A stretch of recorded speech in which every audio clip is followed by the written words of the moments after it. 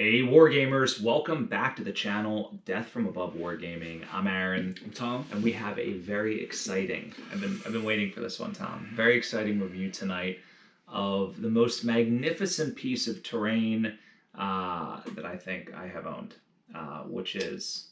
You're calling that terrain? I mean, I can't use it in a game, so I'm going to call it terrain. Okay.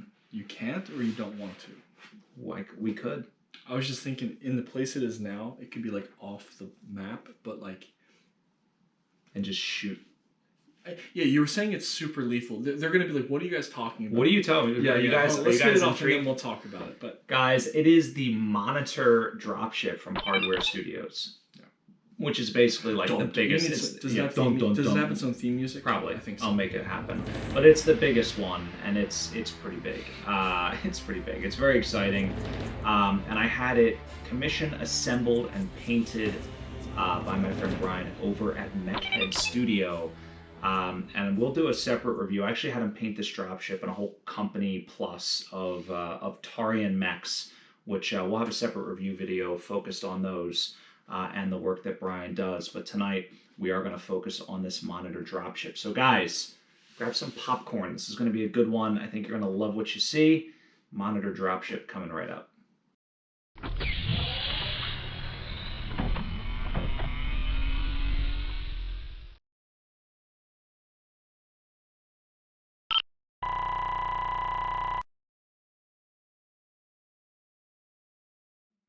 And we're back.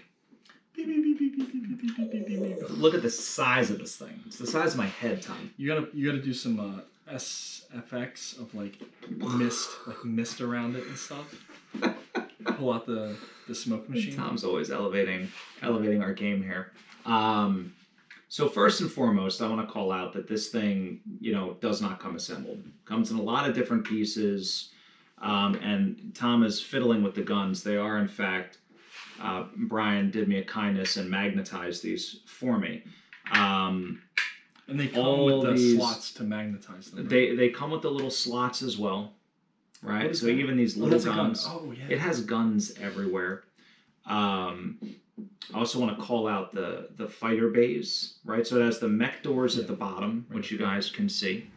And then it also has these fighter bay doors. Are they over here, Yep. Tom? Yeah. Yeah. So it's got these fighter bay doors, and then it has these windows up at the top. I thought he did a real nice job, sort of with the gloss and the green. It sort of broke it up, right? Yeah. The other cool thing is these landing gear also are magnetized. Is that why they were moving? I was like, oh man, am I breaking this? But No. It's just because they're magnets. Yeah, they're magnetized on there. So I think, it did a really nice job. Maybe they would retract. Which is nice, honestly, because it makes it a little more stable and it won't break. Like if you accidentally push it or whatever, it'll just pop off. Same with the guns. Hopefully you won't break a barrel. It'll just correct. Kind of knock. Yeah, they'll just kind of knock themselves off. It reminds me of when Tom and I assembled a Reaver Titan. It's actually packed away for the renovation. This might be like the last time we're in the old studio, guys. Wow. And then it's going to move to the new and the new. I know. New and improved. New and improved. It's going to be good. It's literally right over there, but it's going to be a much bigger space and it's going to get all redone. It's going to be good. But when we did the Reaver, we did magnets and all sorts of crazy stuff on that. I was just thinking about that too. That was Stacks awesome. of magnets. We should do a review on that. Yeah. It was pretty impressive. To make the arms articulate, the bulge. We did some cool stuff. Brian did similarly cool stuff with this. Yeah, the weathering effects. Well, let's get some of my favorite mechs out here, Tom. The Avatar Knights. And I just want to show for purpose of scale. This is a 20-ton Stinger here. Yeah, we gotta remember they can't see past this thing. I know. It's put stuff back here. Right, I mean, you can see a different sort of gradient size of mechs, but if you look at the mech doors, right? I mean, they're right on point. So this is sort of like, in my mind, Union scale. I mean, Overlord scale would probably be a little too ridiculous. We've seen some homebrewed ones. I think Overlords carry 36 mechs, right? And I think this carries 12. Yeah. So I could see 12 mech bays in the bottom of this. I think that makes sense. Maybe 2 stories, a couple gantries, definitely maybe the down fighters. The center, like a big Yeah. column. Yeah, something like that. If anybody has a schematic of it. What I look up, it was 2,600 tons or 3,600 tons. It's so big. Is that curb weight? Yeah, that's not With government. Yeah, not with full fluids. Not with full fluids. No. It's dry. Yeah, that's how we do things around here. Oh my god! And it has a huge gas tank, so people don't. I wonder how many people get that joke. If you get that joke, let us know. They did a good job of not making it look like a volleyball, just some kind of sports ball. This broken up ring around here where it's inset, and you have these awesome, like, it really looks like there should be a button that can where it opens up with yeah. these levers or whatever they are, gantry arms. Yeah, exactly. I'm curious what they are. Yeah, who knows? Yeah, who knows? And then, but then the way that the legs look like they really do deploy out and fold up.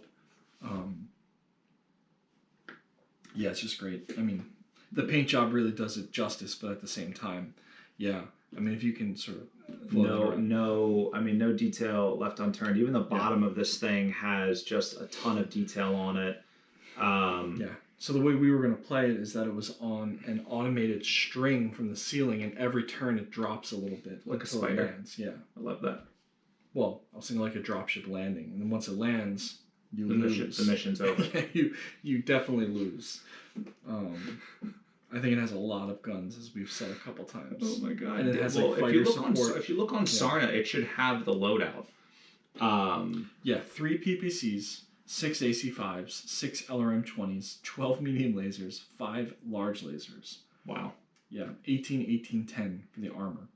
That's like, that's probably like naval and scale. And that is 90 heat sinks. So how much heat? A PPC is 7 heat, right? Correct. So that's 21 heat from 3 PPCs. So you still have, 69 left? I mean, or whatever it is. Yeah. Can never have too much. So I'm pretty sure you could fire everything. Probably fire everything. Yeah, large lasers are 10. It is so that's interesting. 50. Yeah. No, yeah, and the medium lasers are 5. Yeah. So that's another. You know what 60. I just noticed is like these guns. No, you can't shoot everything. Yeah. These guns are different. So that probably goes along with the armament. I wonder if it does. Yeah. How many medium lasers does it have? 12. So 2, 4, 6, 8, 10, 12. And obviously the monitor itself is not canon, but I believe it's supposed to represent the Union. But what a fantastic piece of terrain. So you were saying about getting it on the table. So this is my idea. Tell me what you're thinking. So the idea was that we would place it where you kind of had it off to the camera. Okay, off on a corner. And then shift our playing mat. This, instead of being centered, we have it off to the side. And then play some kind of like approach mission. Ooh, or maybe corner to corner. Like a running gun, like they're trying to escape and we're trying to stop them. And like as we get closer, their guns are in range. Something like that. I like that. Like they could start. This could be a whole mission, dude. Guys, you could be watching. So this is how this happens. Like an escape, like a breakout mission. Like the escapers could deploy in that corner and have to make it to the opposite corner. Yeah. And maybe you get to deploy. Like you deploy on opposite sides or maybe these corners, right? But if you're too close to this thing, if you want to play this as if it's a narrative mission, you play like a dropship or even you could make it a fire base, whatever you want to fit your mission, and it's got gun emplacements basically that will fire and cover. So, I would make it a rule that it has to be facings for something like this with so many guns. I think there are facings. Yeah. Right. Like you couldn't fire all these back guns because you just can't. Tom, you could be onto something here. Yeah. And then the strategy would be, well, do I cut across the middle and try to get in range of these guns, or do I try to take a long way around and force them across and only deal with half their force? Because some of the guns have pretty good range. Not all of them, but if you guys have good ideas about the breakout mission that is now being, how do you integrate a dropship on the tabletop when it has 90 heat sinks and infinite guns? Well, 30 guns. Yeah, like that. It's got a ton. So I mean, this is such a great design, and I think it's under 200 or under 300. It's under 200, I believe. 135. I think Aries might have it for 185. Okay. I want to say. I don't know that for sure. The price is obviously the market price fluctuates. No, I'm just kidding. yeah. It's how many times you get searched like a airline ticket. Oh my god! I'll check Aries right now. Use an anonymous browser, and I'm gonna go into incognito mode. But if I go to shopping area, I did get this from Aries. Derek's awesome. Yeah. So I talked to him. I had him drop ship it right to Brian over at Mech Head. Brian did, I have to tell you, a fantastic job. So not only, we talk about the paintwork for a minute. So he floated a few ideas, and I was like, I want it to like pop on the table. I don't want, like, drab, gray or whatever. Like, you could definitely do it in gray, but I really wanted it to like just be something that stood out. So he showed me this picture of like a Warhammer 30K, like one of the God, I used to know all the names of the tanks. It's one of the Space Marine tanks. Okay, from not the Horus Warhammer, Heresy, but the Horus Warhammer Heresy, the game. Yeah, exactly. And it had like a similar yellow. I was like, I want that. And I thought he did a great job with like the rust effects, right? And then he sort of, after he painted it was beautiful, he like carved it up, right? He did all the battle damage. You can see all the little slice marks and things. Oh, because it almost looks like metal, even though I think it's just the casting. Yeah. And like you can also, when you do this battle damage, hide defects in the 3D prints, right? Like some of the stuff like up top here, I know it was a little bit wavy or like filamenty or whatever, right? And he, we just kind of, over weathered it, if you will. I mean, printing this at home, does he sell STLs too? I couldn't imagine. So Hardware Studio. So if you want them pre-printed, go to Aries. Yeah. Aries has them physically in stock. If you want the STLs, go to Hardware Studios. If you have your own printer, you can certainly do it. Now something this size, Dan is the 3D print man. Yeah. I think you need a bigger bed, or I don't know. I mean, and just the chance of something going wrong. Yeah.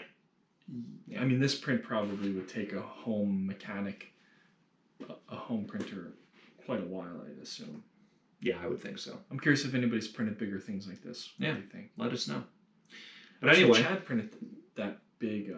The big Zeus. Yeah, Chad Works. That's Chad Works. It's a similar size. I'll have to ask him how long that took. Yeah, probably a while. A while. Anyway, well, that said, I think we should wrap this one up. So, a couple of things. One, quite an investment. Don't forget to check out Aries Games and Minis. Derek's phenomenal. Does a great job with everything. And he says he actually has some of these in stock. Has some in stock. That's awesome. Of course, they come, they go. I don't think he stocks hundreds of them, but if you want one, head over there and get it. You will get it cheaper than anywhere else. He's got a great relationship with Hardware Studios. He also has a couple of exclusive pieces that are only sold on Aries as well. So all the Hardware Studio stuff that your heart needs, you can get over at Aries Games and Minis. And also, big shout out to Brian over at Mech Head for putting this together for me and assembling it. This is one of those things like I would A, never have done it, and B, never have done as good of a job by any stretch. So this was tremendous. And like I said, Brian has a commission painting service. This is not his bread and butter. He paints mechs, right? But we're gonna do a separate video and show you some of the great work that he's done there. So definitely keep an eye out for that. But hope everybody had a great holiday. I know we said that in the last review. We're probably, I don't know where we're at now in the timeline, but we'll never know. We'll never know. Where are we on the continuum? It's hard to say. But if you got anything cool for the holidays, tell us. Leave it in the comments. Yeah, what did you get? This is Aaron's present to himself. It's his new baby. I'm trying to think if I got anything good. I don't know. So far, not. Nothing great. I'm not great about holiday presents. So. No. We're givers. We're not receivers. That's exactly it. I love giving gifts. I'm bad about getting them. Like, I love giving gifts to myself. All right. Well, anyway, enough of that. Aries Games and Minis, Mech Head Studio. Check them out. And that said, guys, thank you so much for watching. And, of course, stay tuned. Always great stuff coming from Death from Above Wargaming. Have a good night. See you.